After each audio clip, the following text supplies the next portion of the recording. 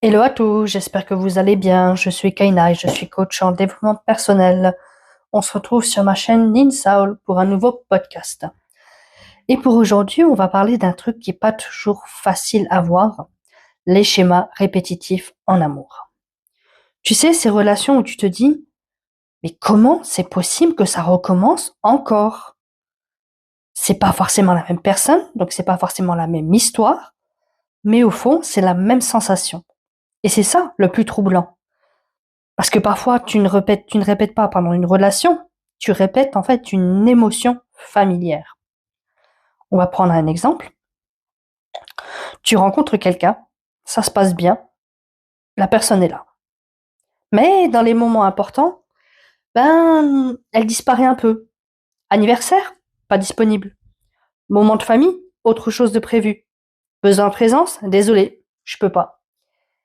Et au début, j'ai envie de dire, tu excuses, tu comprends, tu t'adaptes. Finalement, tu te dis, bon, ça arrive, hein, c'est humain. Mais quand tu prends du recul, tu remarques que ça se répète. Et parfois, pas seulement dans cette relation-là. Et c'est là qu'il faut comprendre un truc essentiel. Le cerveau, lui, il aime le familier. Même si ce familier ne te rend pas heureuse. Oui, oui.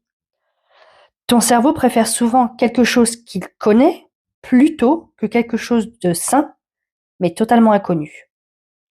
Alors, pourquoi on répète? Parce que parfois, tu ne choisis pas seulement une personne, tu choisis inconsciemment une dynamique émotionnelle déjà connue.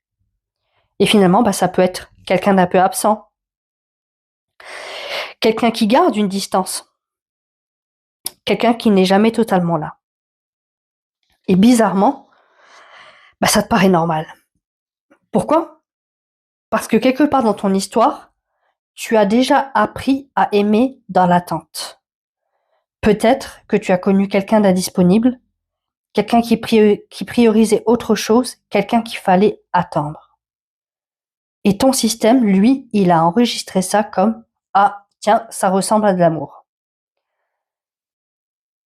Et souvent, quand quelqu'un justement te fait remarquer que peut-être tu répètes les mêmes schémas, donc justement cette personne te dit attention, là tu répètes sans doute le même schéma. Très souvent tu ne l'entends jamais. Tu réponds plutôt ouais mais c'est mon histoire, c'est à moi de gérer. Parce qu'à ce moment-là, ce n'est plus toi mais c'est l'ego qui prend le relais. Et l'ego lui, il ne veut pas aller regarder le fond du problème. Lui il préfère juste dire juste protéger. Donc il va dire par exemple des choses, ouais, t'inquiète pas. Je l'attends au tournant. À son anniversaire, moi aussi je lui ferai à l'envers. Et là, tu ne règles pas le fond des choses, tu ne règles plus la blessure. Tu entres finalement dans une forme de compensation. Parce que parfois, au lieu de discuter de ce qui fait mal, on préfère prendre la monnaie émotionnelle. Tu m'as fait ça, ok, moi je te le rends comme ça. C'est c'est un peu finalement comme retourner toujours dans le même resto.